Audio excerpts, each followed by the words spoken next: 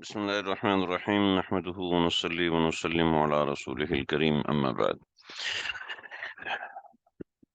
موت کے بعد کی بدعات اور رسومات کے حوالے سے ہمارا سبق چل رہا تھا۔ آج ہم عرس کے حوالے سے چیزیں پڑھیں گے۔ عرس مطلب سالانہ اجتماع جو ہے اس کو عرس کہتے ہیں۔ مرنے کے بعد کسی کے سالانہ اجتماع کو عرس کہتے ہیں۔ اب دیکھیں، یہ عرس اگر ضروری ہوتا تو ایک بات واضح ہوتی نا، رسول اللہ صلی اللہ علیہ وسلم کا عرس کب ہوتا ہے نا؟ حضرت ابو چلیں جی، اللہ کے نبی تو زندہ ہیں اور یہ ہے وہ ہے۔ حضرت ابو بکر صدیق کا عرس کب ہے؟ سب سے بڑے بزرگ تو وہی ہے نا اللہ کے نبی کے بعد۔ حضرت عمر کا عرس کب ہے؟ لیکن بس ہمارے ہاں مزاج ایک بنا ہوا ہے کہ سالانہ ایک ایثار ثواب کرنے کے لیے نشست رکھ لیتے ہیں، اس کو عرس کا نام دیتے ہیں۔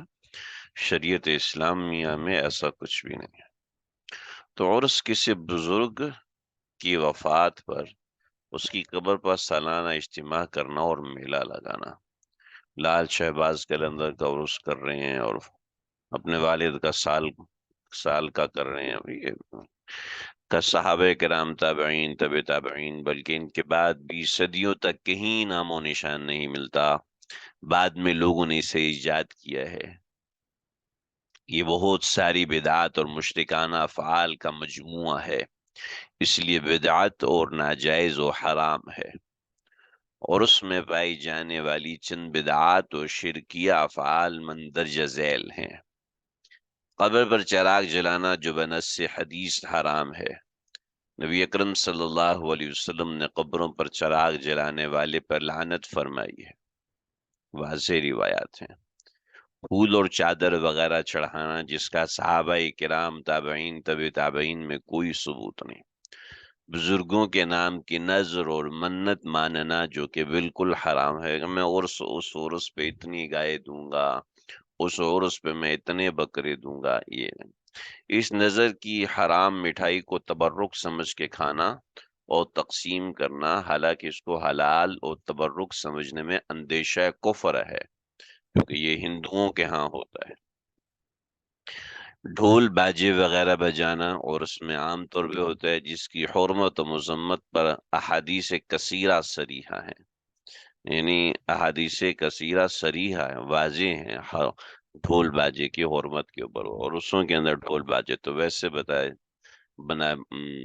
بجائے جاتے ہیں۔ فاحشہ عورتوں کا قبروں کا، فاحشہ کا مطلب ہے بے پردہ عورتوں کا،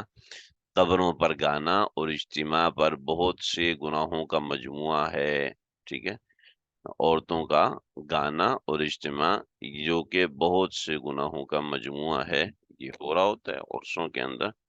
اور باقاعدہ گورنمنٹ کی سرپرستی میں یہ چیزیں ہو رہی ہوتی ہیں۔ اللہ ہم سب کی حفاظت فرمائے جی۔ ہر چیز ہی ایک ناسور ہے، ہر چیز ہی ایک تباہی ہے۔ عام عورتوں کا قبروں پر جمع ہونا جس پر حدیث میں لعنت کی گئی ہے، عورتوں کا قبرستان جانا پسندیدہ نہیں۔ قبر کا طواف کرنا جو قطعاً حرام ہے۔ ہم تو رہتے ہیں نا بورے والا، اس کے پاس پاک وطن ہے، بہشتی دروازہ، قبر کا طواف، وہ سب ہو رہا ہوتا ہے عرس کے اوپر۔ بابا فرید الدین گنج شکر کے مزار، حالانکہ کتنے بڑے انسان تھے، لیکن ظاہری بات ہے ان کا پیغام تو کچھ بھی نہیں لوگ استعمال کرتے، بس قبروں کی مجاوری اور یہ سب۔ قبروں کو سجدہ کرنا جو عبادت کی نیت سے تو کفر سری ہے، وہاں پس باقاعدہ سجدہ ہوتا ہے جی، باقاعدہ سجدہ ہوتا ہے اور کثیر تعداد سجدہ کرتی ہے۔ قبر کو سجدہ کرنا جو عبادت کی نیت سے تو کفر سری ہے، عبادت کی نیت سے نہ ہو تو انتہائی درجے کا گناہ کبیرہ ہے۔ قبروں پر دیگے دینا، قرآن و سنت میں قبروں پر دیگے دینے کا کوئی ثبوت نہیں، نیز یہ مخلوق کے نام پر نظر ہے جو جائز نہیں، اس لیے نظر ایک عبادت ہے، غیر اللہ کی عبادت جائز نہیں۔ علاوہ ازیں اگر دیگے دینے والا صاحب قبر بزرگ کو نفع و نقصان کا مالک و مختار سمجھ کر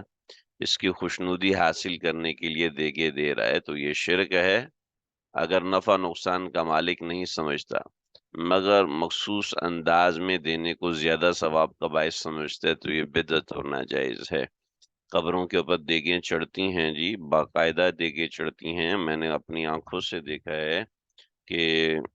محلے گاؤں عزیزوں رشتہ داروں کو چھوڑ دیتے ہیں اور جناب مسجد میں 5,000 روپے دی اور 5,000 درگاہ میں دیگ دینے کی منت مانی ہوئی ہے، جو کہ جائز نہیں ہے جی۔ پورا سال اگر میرا ایکسیڈنٹ نہیں ہوتا تو قبر پر اتنی دیگیں چڑھاؤں گا، فلاں بزرگ کے نام پہ اتنی دیگیں چڑھاؤں گا، یہ ہوتا ہے۔ ہر علاقے میں کوئی نہ کوئی دربار بنا ہوا ہے، ہر علاقے میں۔ ہمارے بورے والا کے علاقے میں حاجی شیر قریب میں دربار ہے، پھر اس سے یعنی ہر 20 کلومیٹر پہ ایک دربار ہے، اور اس کے اوپر لوگ آئے ہوئے ہیں اور انہوں نے مذہب کے نام پہ لوگوں کو بے وقوف بنایا جا رہا ہے اور تباہی مچائی جا رہی ہے۔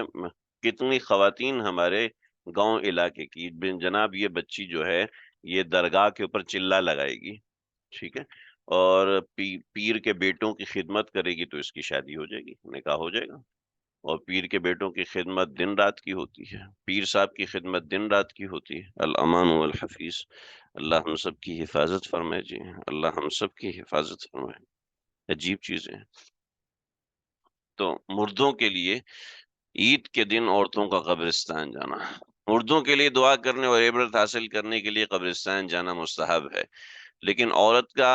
لیکن عید کے دن قبرستان جانے کے لیے عید کا دن قبرستان جانے کے لیے خاص کرنا، اس میں زیادہ ثواب سمجھنا بدعت ہے۔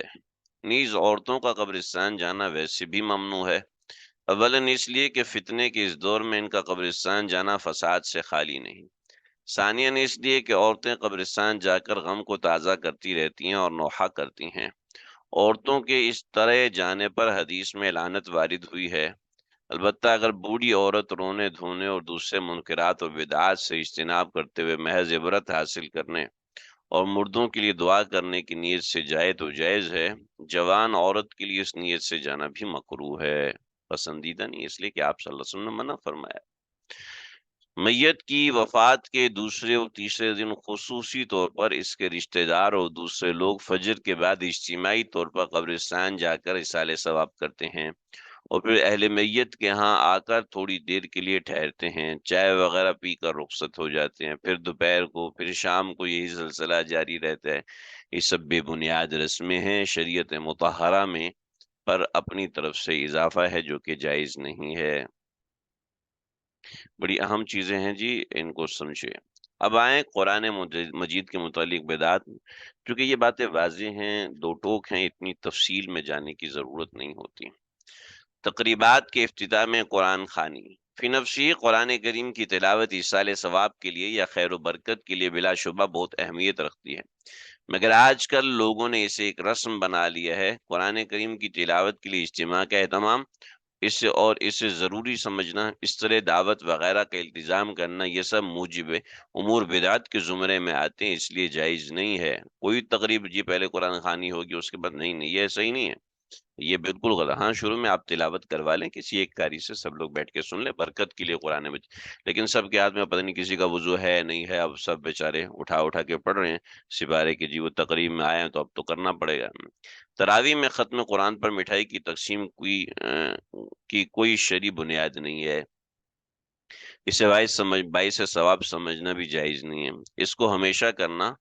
اور کسی حال میں اس کو نہ چھوڑنا، لوگوں سے باہر صورت چندہ وصول کرنا، چاہے وہ دلی طور پر اس کے لیے تیار ہوں یا نہ ہوں، ناجائز ہے۔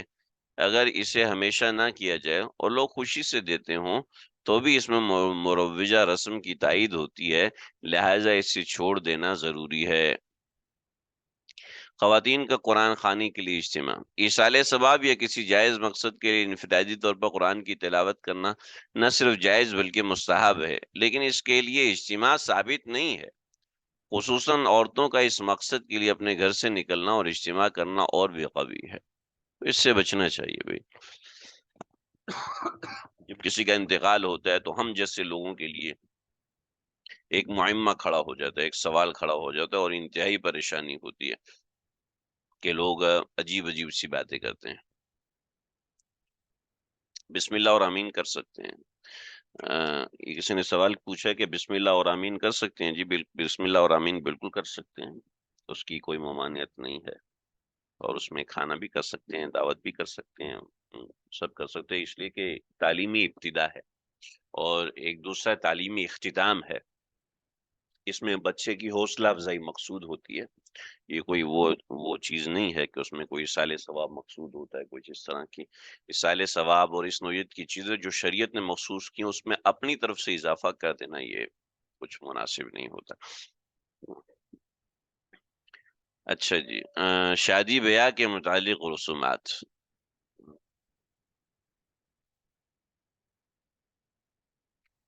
نئے گھر میں سب کو بلا کر قرآن خوانی درست نہیں ہے جی، درست نہیں ہے۔ برکت کے لیے اپنے رشتہ دار جو گھر کے رہنے والے ہیں، بہن آگی ساتھ، دو چار رشتہ دار آگے، وہ سب مل کے سورہ یاسین پڑھ لیں اور سب مل کے تھوڑی سی تلاوت کر لیں گھر میں، برکت کے لیے تو صحیح ہے،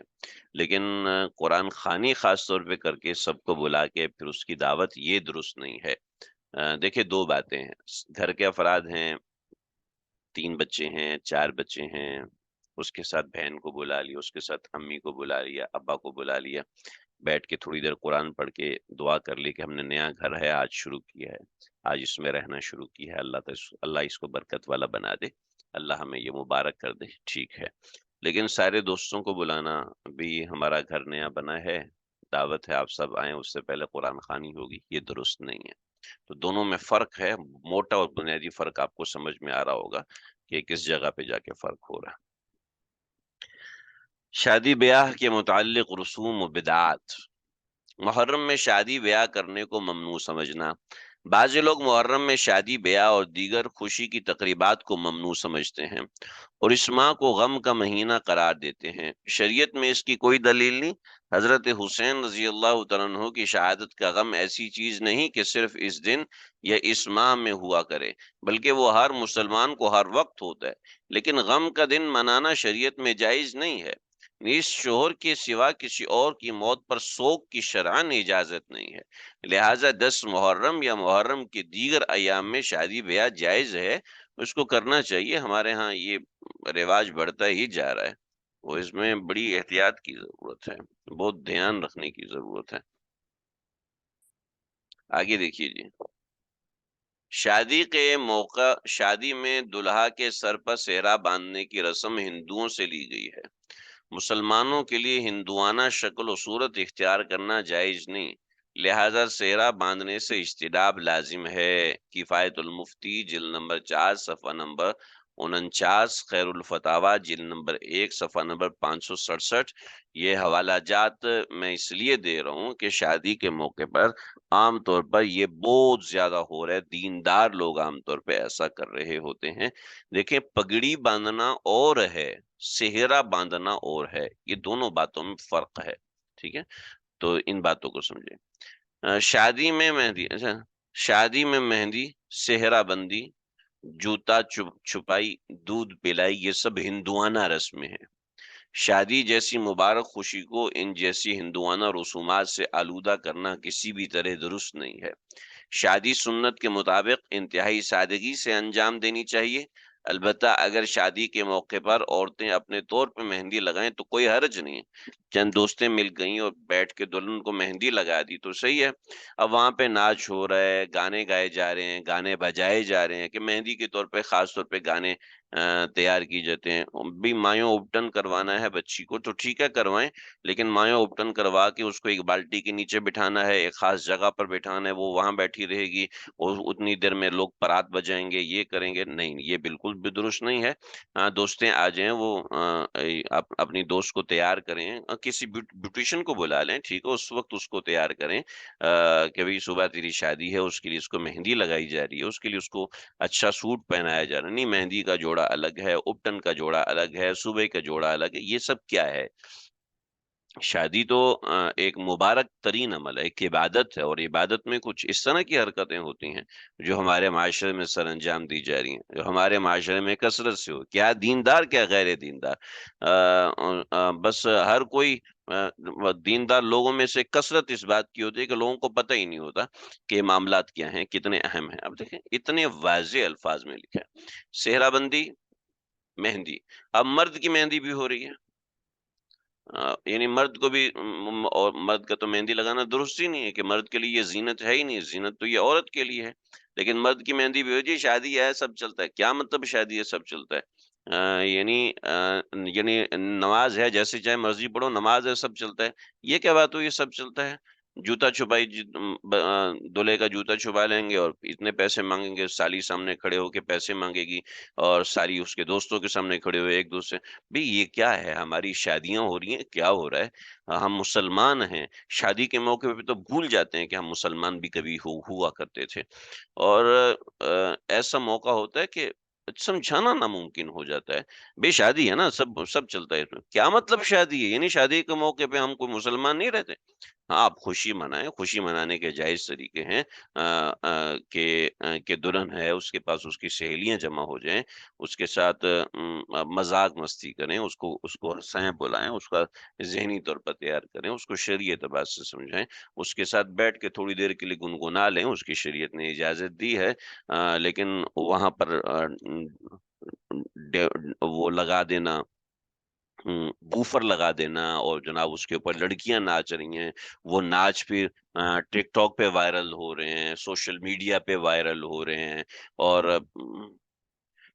کیا مذاق بنایا ہوا ہے شریعت کو، مذاق بنا دیا ہم نے دین کو کہ بھئی یہ جس کی مرضی ہے عمل کرے، اور یہ بس کہ کچھ خاص قسم کے لوگ ہوتے ہیں جو اس کو مانتے ہیں، اس کے علاوہ کسی کے ذمہ ماننا آپ کی مرضی ہے، جیسے مرضی کرو، فَإِنَّا لِلَّهِ وَإِنَّا إِلَيْهِ راجعون، ظاہری بات ہے تباہی مچے گی جب خوشی کے موقع پہ ہم اللہ کو بھول جائیں گے، تو غم کے موقع پہ پھر ظاہری بات ہے کیا معاملہ ہوگا۔ شریعت میں شادی کے بعد پہلا رمضان میکے میں گزارنا، شریعت میں اس کا کوئی ثبوت نہیں، شریعت کی طرف سے آزادی ہے، لڑکی شوہر کی مرضی سے چاہے میکے میں رمضان گزارے یا شوہر کے گھر گزارے، شریعت کی دی ہوئی اس آزادی کو اپنی طرف سے ختم کرنا اور لڑکی اور اس کے شوہر کو نہ چاہتے ہوئے بھی اس رسم پہ مجبور کرنا غلط ہے، ایسا ہرگز نہیں ہونا چاہیے۔ منگنی ہے شادی کے موقع پر مٹھائی اور لین دین کا معاملہ،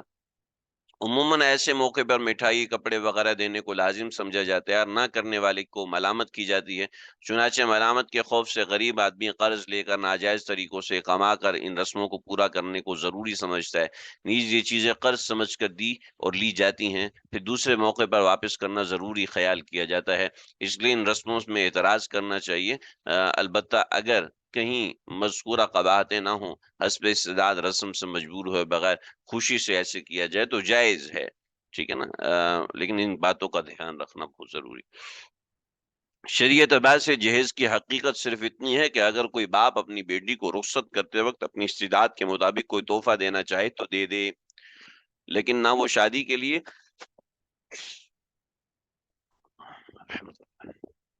نہ وہ شادی کے لیے کوئی لازمی شرط ہے، اور نہ سسرال والوں کو کوئی حق پہنچتا ہے کہ وہ اس کا مطالبہ کریں۔ اگر کسی لڑکی کو جہیز نہ دیا جائے یا کم دیا جائے تو اس پر برا مانیں یا لڑکی کو طعنہ دیں، نہ یہ کوئی دکھاوے کی چیز ہے کہ شادی کے موقع پہ اس کی نمائش کہ شادی کے موقع پر اس کی نمائش کر کے اپنی شان و شوکت کا اظہار کیا جائے۔ جہیز کی رسم کا معاملہ یہ ہے کہ جہیز کا سامان سب کے سامنے پھیلا دیتے ہیں، جی یہ دیکھیں ہم اپنی بیٹی کو اتنی پیٹیاں دے رہے ہیں، یہ دیکھیں جی ہم اپنی بیٹی کو یہ دے رہے ہیں، یہ دیکھیں جی ہم اپنی بیٹی کو یہ دے رہے ہیں، نہیں ایسا نہیں ہونا چاہیے۔ اللہ جزائے خیر دے میرے والد محترم کو کہ انہوں نے جو بھی سامان کیا وہ سارا کا سارا سامان، جی یہ بری کے کپڑے اور یہ وہ سب منع کر دیا، کبھی جو ہے بچی کے گھر پہنچ جائے، بچی نے وہاں جانا، ان عورتوں نے دیکھ کے کیا کرنا ہے، جو ضروری چھوٹا سامان ہے بریف کیس میں پیک کیا ہوا ہے اور وہ دکھانے کی ضرورت کیا ہے کسی کو، لیکن یہ چونکہ ہندوانہ رسم ہے اور جی اتنے کپڑے جو بچیاں ایسا نہیں کر سکتی، ظاہر بات ہے ان کا دل دکھی ہوتا ہے، اور پھر وہ بھی اپنے ماں باپ سے وہی تصور کرتی ہیں، اور جب وہ نہیں ملتا تو پھر طرح طرح کی باتیں، اور پھر ایسے فسادات کے شروع سے ہی دل خراب ہو جاتے ہیں۔ مگر آج کل شادی کے موقع پہ جہیز کے نام پہ جو کچھ دیا جاتا ہے نمود و نمائش کے لیے اور لوگوں کے طعن و تشنیع کے خوف سے اور لازم سمجھ کر دیا جاتا ہے، قرض لے کر دینا اس بات کی دلیل ہے کہ اس معاشرتی بگاڑ کا نتیجہ یہ ہے کہ غریب والدین کے لیے اپنی بچیوں کا نکاح کرنا وبال جان بن گیا ہے۔ جہیز کے مفسدات بہت سارے ہیں، میرا وقت ایک اور کلاس کا ہو رہا ہے، مجھے کچھ اور جگہ پر پڑھانا ہے، بس ہمارا سبق یہاں تک ہے، جی چاہتا ہے کہ شادی کے جتنے معاملات ہیں وہ ایک ہی ویڈیو میں آ جاتے تو بہت اچھا تھا، لیکن بہرحال یہیں تک رکھتے ہیں، آئندہ انشاءاللہ پڑھیں گے۔ السلام علیکم ورحمۃ اللہ وبرکاتہ۔